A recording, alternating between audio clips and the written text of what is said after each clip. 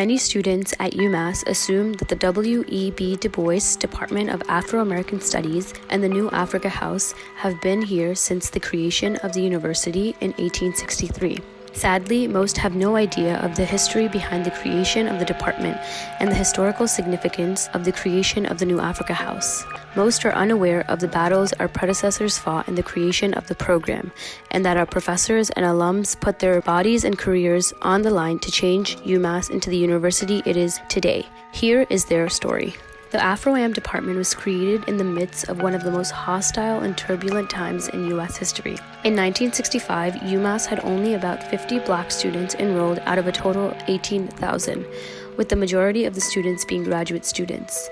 Black students and professors had grown tired of the university ignoring the blatant racism that they were experiencing, and they demanded real change to make the university accessible and welcoming to black students who wanted to pursue their education. They wanted to see more black students enrolled at the university, and most importantly, they wanted a black studies department. They would organize to make that happen. In 1967, 5 black UMass faculty members came together to create the Committee for the Collegiate Education of Black Students, CCEBS. The mission of CCEBS was to reach out and recruit black students from out of state and from within the Commonwealth. In 1968, the members of the committee presented the university with a list of 123 names of potential black students to admit to campus, with hopes that 60 of them would be accepted. However, the university initially wanted only 2 or 3 students on this list. The 5 faculty members threatened to quit if the university did not meet their demands. Eventually, due to the relentless advocacy of these faculty members, the university gave in and admitted a group of 51 black men and 70 women for the fall semester of 1968. Once on campus, these students had limited options in terms of comfortable living spaces. The majority ended up being assigned to live in Mills House, which we all know now as the New Africa House. As a result, Mills House quickly became the heart of the black student community on campus. During this time, there was an emergence of the African Student Association, ASA, which held regular meetings on the first floor of Mills House. 2 racist incidents would impact Mills House in the time between the formation of the CCEBS and when the house became known as New Africa House. The first of these incidents occurred on November 5, 1968. A black student named James R. Hall was visiting his friend on Orchard Hill when they were both attacked by a group of 5 white fraternity brothers. During the attack, they used racial epithets and told Hall and his friends that since Nixon had won the election, Hall and his friends didn't belong at UMass anymore. When the students secured themselves behind a locked door in the Mills House, the fraternity gang left, vowing to gather an even larger number and return to do battle. Barricading themselves in the house, the students went through the halls knocking on doors, announcing that when the white students returned, the students housed in Mills were either with them or against them, and if they were not with them, they should leave the dorm.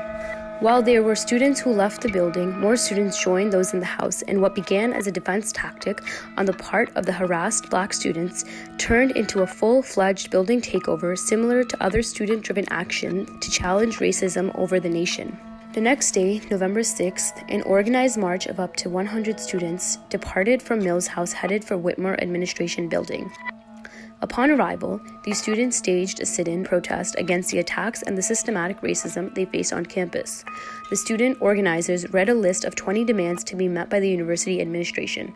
These included, amongst others, a public apology from the administration, a minimum of 15 black police officers, and the disarming of all police, black doctors on campus, sensitivity training for all faculty and staff, tougher consequences for racist behavior by students and faculty, and funds for the refurbishing of Mills House.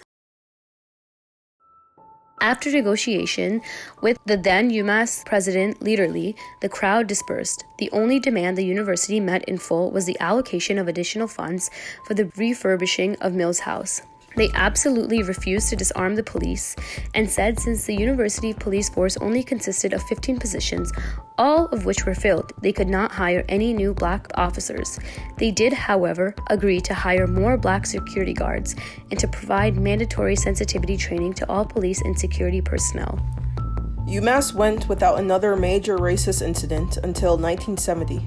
On February 26, the African Student Association was in the process of conducting a regular meeting when it was cut abruptly short by a loud crash from outside. Dan Brown, a black student, had rear-ended the car of a group of white students on Infirmary Way.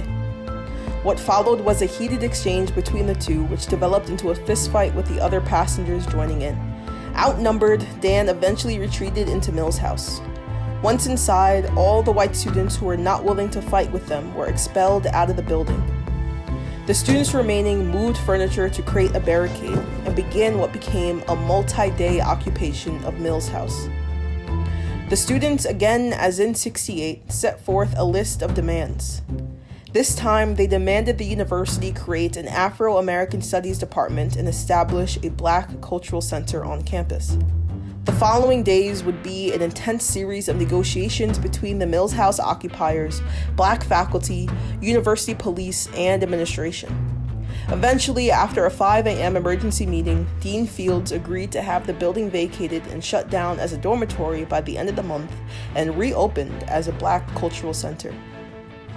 On April 22, 1970, the UMass Board of Trustees approved the Afro-American Studies Department, which was named after W.E.B. Du Bois and was one of the first of its kind in the country.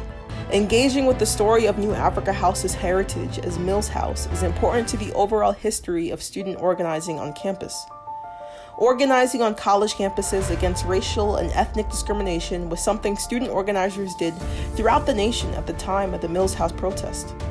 The unrelenting courage and conviction in fighting for what is right and the bravery that our students and faculty demonstrated is a part of the fabric of what organizing on our campus for racial justice looks like. If it were not for students putting their bodies on the line and organizing around their demands, there would not be the W.E.B. Du Bois Afro-American Studies Department, one of the first and largest in the U.S. New Africa House remains a center and grounding place for underrepresented students to empower one another. The house continues to host events and spaces centering Black cultures and communities. It serves as a space that creates a sense of belonging on campus, especially for Black students who can feel like there isn't a space for them at a predominantly white institution. Knowing the history of forming the Afro-Am Department and New Africa House reminds us that we are on land that has a legacy of struggle. Sadly, the struggle isn't over. Students continue to fight for positive change on this campus for underrepresented students. The history and tactics of past students organizing for change gives us useful ways to imagine what successful struggle can look like. This work is ongoing and requires the commitment and responsibility of all students to understand our stake in the larger movement for social change.